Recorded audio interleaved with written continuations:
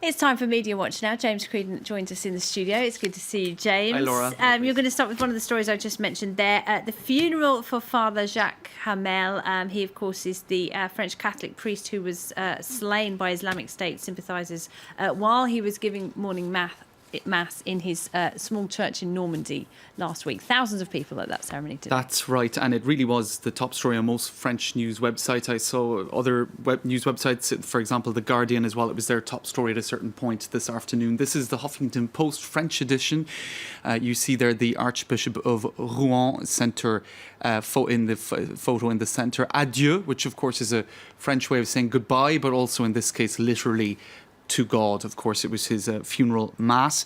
Le Soir of one of Belgium's newspaper. This was one piece of information that came out. His last words, as he was being attacked by one of the assailants, was "Begone, Satan." I mean, he was a priest, obviously dealing in issues of life and death, God and heaven and hell and all of these matters of faith. And so very, I suppose, moving and stirring words that he said as he was being killed. And I think the Archbishop said that showed how he respected humanity to the end, and he didn't blame human beings. He blamed that evil spirits were taking them over. That's right. That he had been in some way interfered with, I suppose you could say. Plus jamais ça. That's another phrase that has kind of marked the media and the media coverage of this. Never again. Now that was spoken by the Archbishop Dominique Lebrun. He said essentially that it was a message for peace and tolerance, and of course marked by the fact that you had Muslim and Jewish and Protestant faithful in the church as well. It was not a question of forgiving those who had made a pact with the devil, but calling on those taken by demonic madness to remember their mothers, for example, who gave them life. So this was the sort of, I suppose, because this attack targeted a religious man, we're getting more of, I suppose, a religious or spiritual kind of perspective on terror attacks than we were used to seeing, where it's members of the general public or public places that are being attacked. So it is an unusual. And of course, a core tenet of Christianity is forgiveness, isn't it? So absolutely. So we've been hearing more of that, I suppose, than we're used to hearing. Another tribute, the Guardian picking up on this one, by his niece, Jessica Delporte. She said that after the Charlie Hebdo attack, of course, all too many attacks in France of recent times, I posted this phrase on social media: "Oh my God, let's keep our tolerance and discernment," never thinking I would have to apply that phrase to myself with such force and conviction. We've heard other stories as well of people being caught up in one attack and then finding themselves affected by another one as well. So you have some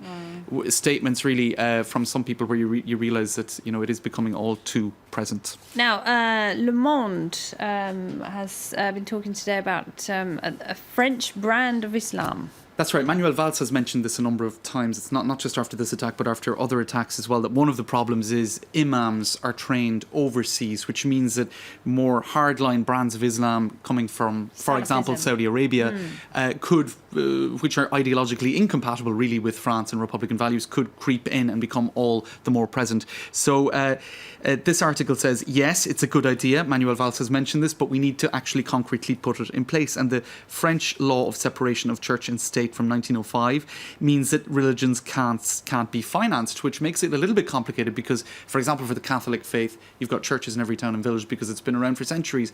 You have a shortage of mosques in France for the number of faithful who want to go to church, or to mosque rather. But in particular, this shortage of French-trained imams is a big problem. Only 20 to 30% of imams in France are actually French or of French nationality. The vast majority are detached, so to speak, from Turkey, Algeria or Morocco, where they may indeed be formed in brands of Islam, if you like, that are not compatible with the Republic.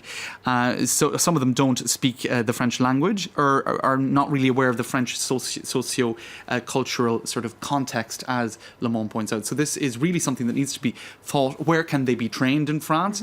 There was a plan to have a sort of institute set up in Strasbourg, which never actually happened. So there's only one place in France, which is attached to the Grand Mosque of Paris, where imams can be trained. The other one is in Morocco, in an agreement between France and Morocco. We've had reports on France 24 about that. And of course, you've seen the government since 2012, I think it is, 20 mosques and prayer rooms have been shut down, and more closures could follow. That's right. So a real attempt to get on top of radicalisation. And just quickly, the Pope has made more comments. That's right. He mentioned this weekend that violence by Catholics shows why it is not right to say that Islam is violent. In any case, some saying he had missed the point. #NotMyPope. Islam unable to reflect and fix inherent problems that lead to ISIS would be like Catholics never confronting pedos. There was a #NotMyPope. People criticising him. Others saying, it was in French as well, pas mon pape, not my pope. Others saying, look, you've clearly missed the point here, even though the Ku Klux Klan were not Catholic, they were some form of Baptist or something like that, but saying you can have violent Christians as you can have violent brands of Islam. 90% of the tweets, according to this analyst, Samuel Laurent, were not really saying he's not my pope for preaching some degree of tolerance. Actually, a lot of the tweets were condemning those who were criticising the pope. In any case, his remarks sparked a lot of response. As they always do. Indeed. Pope. All right, James, thank you very much Thanks, Laura. indeed. James Creedon there.